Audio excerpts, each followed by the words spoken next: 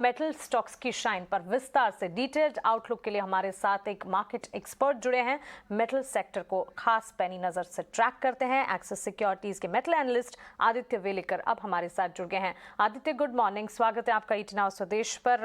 अपना समय देने के लिए आपका शुक्रिया। Thanks for waiting for us. Metal stocks की रैली पर विस्तार से हम आपका आउटलुक जानना चाहेंगे क्योंकि फैक्टर्स कई सारे पॉजिटिव हैं। अंडरलाइन कमोडिटी प्राइसेस में जो एक अप मूव नजर आ रहा है उससे मेटल स्टॉक्स की शाइन है। चाइना रीओपनिंग का एक फैक्टर है जो कि काफी पॉजिटिवली एक फैक्टर बनकर मेटल स्टॉक्स के लिए काम कर रहा है और डिमांड जो है लगातार इंटैक्ट भी है। इंफ्रा स्पेंडिंग भी हो रही है और आने वाले दिनों में भी इसी तरह की डिमांड रहने के आसार हैं।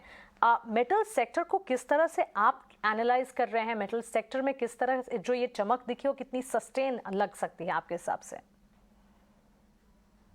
Good morning.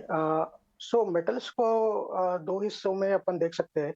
पहला तो ये जो अभी रैली हुआ है रिसेंटली, वो यूजुअली इस टाइम पे चाइना में नॉर्मली होता है। जो चाइनीज न्यू ईयर हॉलीडे है अभी 21 जान से 27 जनवरी तक, उसके वजह से एक रिस्टॉकिंग साइकिल वहाँ पे होता है। तो आयरन ओर आप देखेंगे तो $80 टू अभी $120 तक पहुंच गया उसकी वजह से। तो चाइनीज स्टील मिल्स के पास जो आयरन ओर की इन्वेंट्री जो लो थी, उसको उन्होंने रीस्टॉक किया। सो उसके वजह से स्टील प्राइसेस को भी सपोर्ट मिला और स्टील प्राइसेस $530 पर टन टू अभी $630 पर टन तक काफी उछाल आया है स्टील प्राइसेस में इन चाइना। तो उसके वजह से इंपोर्ट पैरिटी बेसिस पे इंडिया को भी वो सपोर्ट मिला है। So that is number one.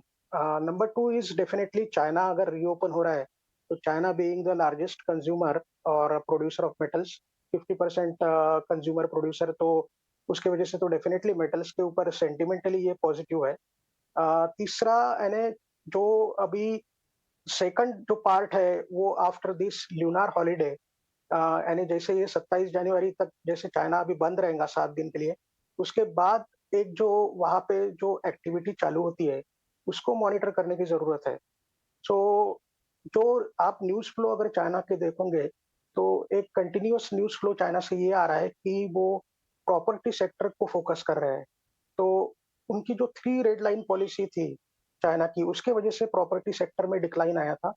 वो 3 रेड लाइन पॉलिसी के तहत उन्होंने चाइना की जो प्रॉपर्टी डेवलपर्स थे, उनके लेंडिंग एक्टिविटी पे काफ़ी रिस्ट्रिक्शंस लगा दिए थे। अभी वो उसको धीरे-धीरे रिवर्स कर रहे हैं। तो उनका जो प्रॉपर्टी सेक्टर है, जो बड़ी-बड़ी प्रॉपर्टी कंपनीज़ है और जो मीडियम साइज़ कंपनीज़ भी है, उनको जो लेंडिंग के ऊपर उन्होंने काफ़ी सारी अभी छूट दी है। तो उनका जो लोन रिस्ट्रक्चरिंग है, लोन रीपेमेंट्स है और इवन बाइंग डिपॉज़िट्स है, उसके ऊपर जो छूट के कारण प्रॉपर्टी सेक्टर में उछाल आने की संभावना है। But we have to be cautiously optimistic और उस चीज़ को मॉनिटर करने की ज़रूरत है। तो ये क्रिटिकल पार्ट होगा कि आफ्टर दिस ल्यूनार हॉलिडे, चाइना में जो क्वार्टर 1 है, उसमें ये जो प्रॉपर्टी सेक्टर में एक्चुअल डेटा कैसे आता है। उनका जो दूसरा और तीसरा पोर्शन जो है, वो है इंफ्रास्ट्रक्चर और मैन्युफैक्चरिंग। जो फिक्स्ड एसेट इन्वेस्टमेंट के जो 3 मेजर पार्ट्स हैं, प्रॉपर्टी, इंफ्रास्ट्रक्चर और मैन्युफैक्चरिंग। तो प्रॉपर्टी पे तो वो काम कर रहे हैं। मैन्युफैक्चरिंग और इंफ्रास्ट्रक्चर ये एफआई 22 में सीवाई 22 में ऑलरेडी ग्रोथ स्टेज पे था। 23 में भी वो ग्रोथ दे सकता है। सो तो अभी आउटलुक तो यही है कि वेट एंड वॉच एंड उस वो जो डाटा निकल के आएगा उसको मॉनिटर करने की ज़रूरत है, फ्लेक्सिबल रहने की ज़रूरत है।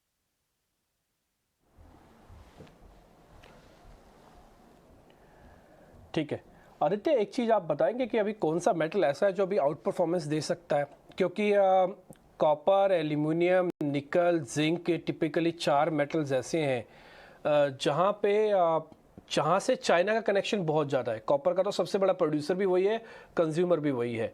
तो आप थोड़ा इसके बारे में आइडिया दे सकते हैं कि किस कमोडिटीज़ में ज़्यादा दम है ऊपर आने का? क्योंकि चार्ट्स हमने सबके देखे हैं, हमको कॉपर का चार्ट इंटरेस्टिंग लगा।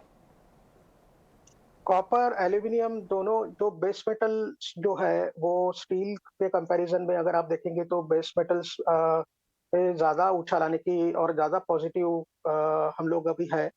तो एल्यूमीनियम अगर आप देखेंगे तो अगर आप उसका सप्लाई डिमांड फंडामेंटल्स देखेंगे तो एल्यूमीनियम का सप्लाई डिमांड फंडामेंटल्स अ, सबसे अच्छा बोल सकते हैं इस लेवल पे, बिकॉज़ उसके एक 4 कारण हैं। नंबर 1 कि जो ग्लोबली जो एक ट्रांजिशन हो रहा है ग्रीन एनर्जी की तरफ, इलेक्ट्रिक व्हीकल्स और सोलर पैनल्स की तरफ, तो उसमें एल्यूमीनियम का एक क्रिटिकल रोल है।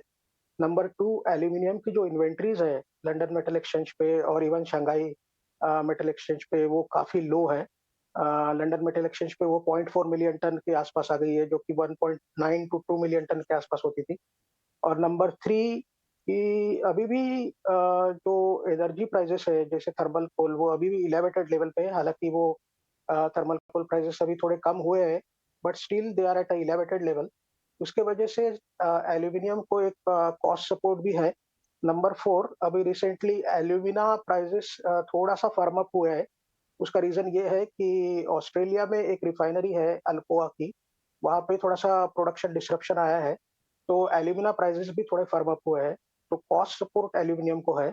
और नंबर 5, एल्यूमीनियम के जो मैक्रो जो हेडविंड्स थे जो यूएस डॉलर के, तो यूएस डॉलर अभी पीक आउट हो गया है, फेड रेट एग्रेसिव जो रेट हाइक्स होने वाले थे, वो अभी उसका एक्सपेक्टेशन थोड़ा टेपर आउट हुआ है। तो जो डॉलर डिनोमिनेटेड बेस मेटल्स है, उसके जो हेडविंड्स थे, मैक्रो इकोनॉमिक हेडविंड्स वो अभी कम हो गए हैं। तो ये जो फैक्टर्स है उसके बेसिस पे एल्यूमीनियम का जो फंडामेंटल सप्लाई डिमांड और मैक्रो जो सेटअप बन रहा है, वो अच्छा बन रहा है। तो अभी आप रिसेंटली देखेंगे 2600 लेवल तक एल्यूमीनियम पहुँच गया था, स्पॉट एल्यूमीनियम। तो उस लेवल तक भी अगर एल्यूमीनियम रहता है तो that is a good level for Indian smelters. Hindalco और नॉल्को दोनों के लिए भी एक प्रॉफिटेबल लेवल है वो। राइट। ओके, बहुत बहुत शुक्रिया आज हमसे बात करने के लिए। और पूरे मेटल सेक्टर में जो एक अपमूव पेंडिंग है और वो जो ट्रिगर मिल रहा है उससे Q2 जीडीपी से, चाइना के स्ट्रॉन्ग नंबर्स से, उस सब चीज़ों से, उन सब के बारे में बताने के लिए बहुत बहुत शुक्रिया। चलिए